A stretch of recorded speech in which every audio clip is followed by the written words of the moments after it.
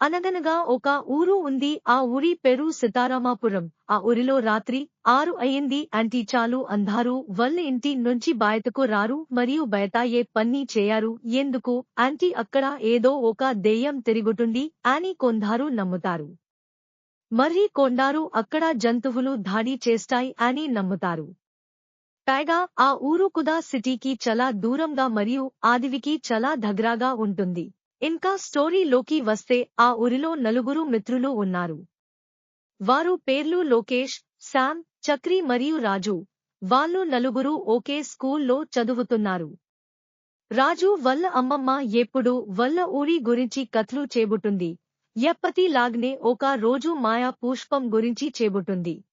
ఆ కథ విన్నాక రాజు ఆ స్టోరీని స్కూల్కి వెళ్ళాక వాళ్ళ ఫ్రెండ్స్ తో చెప్తాడు. అది విన్నాక వాళ్ళు ఇది అబద్ధం అని హేళన చేస్తారు. అప్పుడు లోకేష్ ఎలా అంటాడు, మనం స్కూల్ అయ్యాక వెళ్ళి వెతుకుదాం, అప్పుడు తెలుస్తుంది ఏది నిజం అని.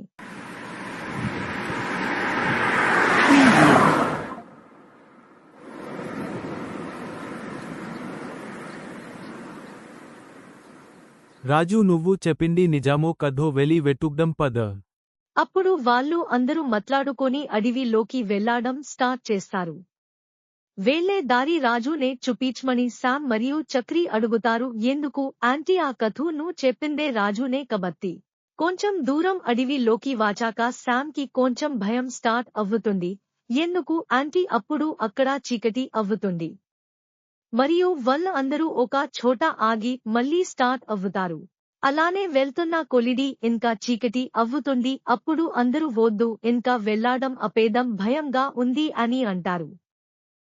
కాని రాజు ఆ మాయా పుష్పంని ఎలా అయినా సారి కనిపెట్టాలి అని, ఇంకా కొంచెం దూరం ఉంది అని చెప్తాడు. అప్పుడు అక్కడ ఒక్క నక్క సౌండ్ వినిపిస్తుంది. అప్పుడు అందరూ చాలా భయపడి పోతారు. కాని రాజు ఒక్కడే ఆ పుష్పంని ఎలా అయినా సారే కనిపెట్టి అని ముందుకు సాగుతాడు. ఎక్కడ ఎలాగా ఉండగా ఇంటికిదా వాళ్ళ పేరెంట్స్ పిల్లలు ఇంకా ఇంటికి రాలేదు అని చాలా భయపడిపోతారు. అండ్ చోట్ల వెతకడం స్టార్ట్ చేస్తారు. అప్పుడు వాళ్ళ అమ్మమ్మ వాళ్ళ అబ్బాయికి ఎలా చెప్తుంది, పొద్దున్న మన రాజుకి మాయా పుష్పం కథ చెప్పను, ఎప్పుడు దాని కోసం అని అడవికి కాని వెళ్ళాడు ఏమో అనిపిస్తుంది. ఎక్కడ అడవిలో పిల్లలు ముందుకు సగ్గా రాజుకి ఒక్కసారిగా ఆ మాయా పుష్పంని చూస్తాడు. అప్పుడు వెళ్లి ఆ పుష్పంని పట్టుకుంటాడు. అప్పుడు వాళ్ళు అందరూ ఒక్కసారిగా స్పృహ తప్పి పడిపోతారు. ఇంతలో అక్కడ సడన్ గా అడవి మొత్తం పూగా కమ్ముకుంటుంది. ఆ అడవి మొత్తం నిశ్శబ్దంగా ఉంటుంది. చిన్న ఉలికి కూడా ఉండదు. అప్పుడు సడన్ ఒక రూపం అక్కడికి వచ్చి వాళ్ళ అందరినీ అడవి చివరన వదిలేస్తుంది. చివరకు ఎవ్వరి పిల్లలు వాళ్ళ పేరెంట్స్ వచ్చి తీసుకుని వెళ్లి పోతారు.